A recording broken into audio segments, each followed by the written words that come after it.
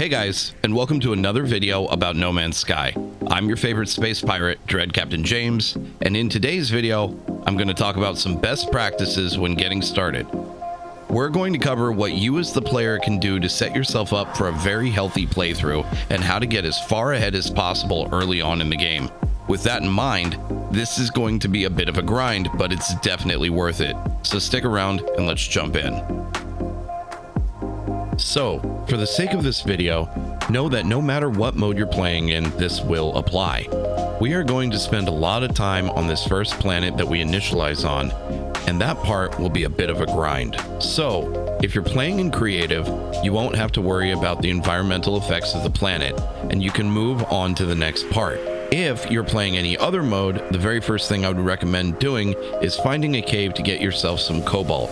Make sure to mine ferrite dust wherever possible, and every plant you see, the ones made of carbon, mine them up as well. The reason for this is we will need ferrite dust and cobalt to make ion batteries to keep our shields up, and carbon will keep our mining beam running. Make whatever repairs you need, but I'd forget about that until you have about 10 to 20 ion batteries in your inventory and you're in a relatively safe spot. Make sure to install a terrain manipulator as soon as you can, as if the weather gets too bad, you can dig a hole and restore your shields. On top of that, if you can't find a cave, using your scanner to look for flora that grows underground might be a way to discover a cave and dig down to it. Big tip here, scan everything. Every mineral has the potential to give you more than just the main mineral that it's composed of, and once scanned, you'll start picking up more each time you use your mining beam. Also, look for oxygen plants and collect them religiously. If you can't find those, look for dangerous flora, as they're full of oxygen. If you have one with gassy pods, be careful and get close. You can collect those first, and then mine the rest of the plant for more oxygen. Oxygen will keep your life support up, so it's very important at this stage. As to the point of scanning everything, make sure you scan every single animal on your planet because it will give you the much needed nanites you will need shortly to unlock some very important blueprints. The planet I'm on has only 6 animals, so I'm going to grab them all and submit them to get a ton of nanites. While you're down here, grab as many buried technology modules as you can. We're going to need a lot of them, but it's worth it. Take your time, grab at least 63 of them. Once you have your nanites and your salvage data, jump into your ship and head to the Anomaly. You're going to want to head to the back where all the iterations or vendors are, and here's where you're going to want to purchase a few things. From the construction terminal, you will want to go to the industrial tab and purchase electrical wiring, the biofuel reactor, solar panel, battery, and the EM generator if you can afford it. You will also need the mineral extractor, the gas extractor, the supply depot, and the supply pipe. All in all, that should cost you 63 salvage data. Once you're done there, turn around and roll over to the multi-tool station and unlock the waveform recycler and survey device, which should cost you about 440 nanites. If you have any nanites left over, head over to synthesis and purchase the following: magnetic resonator, microprocessor, and quantum computer. This will run you an additional 750 nanites, so plan accordingly. If you have scanned and cataloged the animals on your starting planet, you should have enough. If not, you can refine salvage data into nanites, and there should be plenty on that planet that you started on. Now, you're going to need something you can't make or find, and that's wiring looms. So head out into space and blast some asteroids and collect some gold, silver, and platinum so we can buy those at the space station. Head to the space station and sell your gold, silver, and platinum, and pick up at least 2 wiring looms.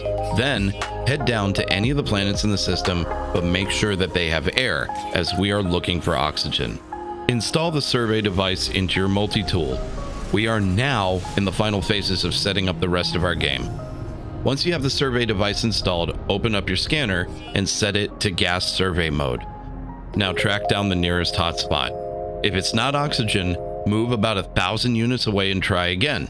If you don't have a hotspot nearby, check out my video on how to locate one even when your survey device says there's nothing. It's linked below. Rinse and repeat until you have an oxygen hotspot. If you don't like the class of the hotspot you find, keep going until you're satisfied.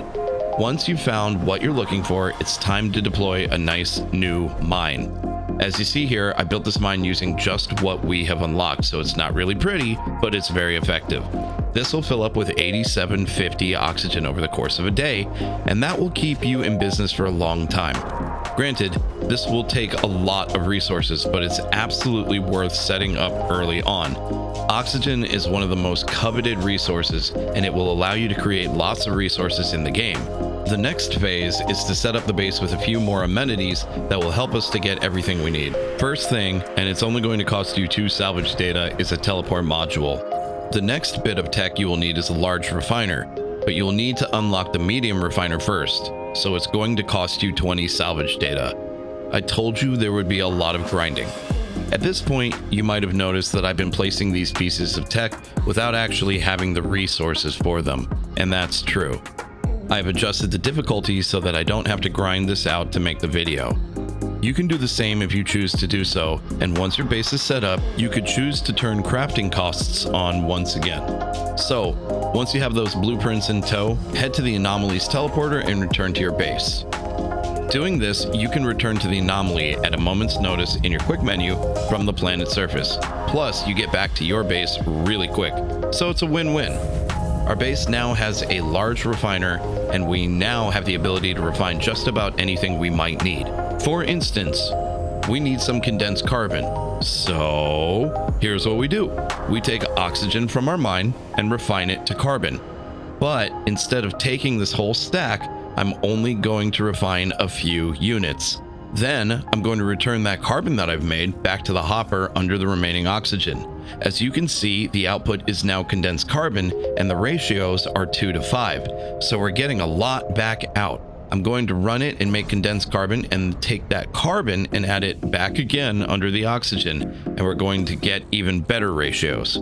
From this, we now have 90 condensed carbon, and we can keep going. Now, this kind of thing works with many different resources, and if you haven't figured it out, oxygen is the key to almost everything. And usually, where it's not, it's condensed carbon, which ironically comes from refining oxygen.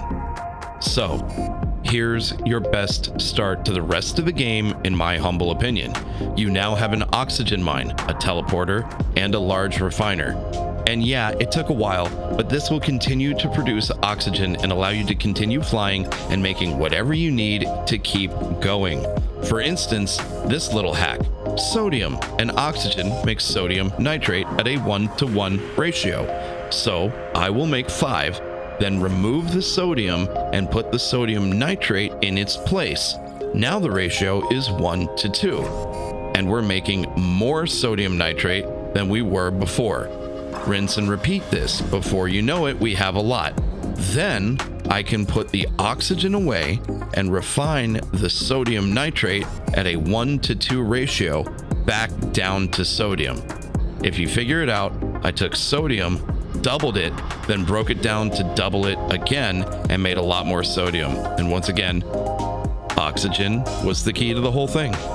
So if you set yourself up with this resource advantage first before you start heading out for the story or just exploring in general, you're doing yourself a huge favor. Build up your mine in whatever way you want. This was a quickly put together mine that is very effective, but whatever way you like best is what you should use. Let me know in the comments what you like to do, and if you want to know exactly how I construct my mines and ones that I think are way better than this, I'll link my mine build video in the comments. I hope you find this useful, and thank you so much for watching this all the way to the end. I'm live with No Man's Sky content every weekday on Twitch at twitch.tv/DreadCaptainJames. So drop by and hang out with me in the amazing community of explorers and builders that we have built. Also, join our Discord. It's in the link tree below, as well as a whole lot of other cool things I've got for you. If you haven't already, I'd really appreciate a thumbs up on the video, as well as a sub to the channel.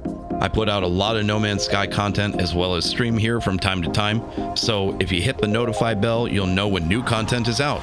Thanks again for watching, and I'll see you in the next one.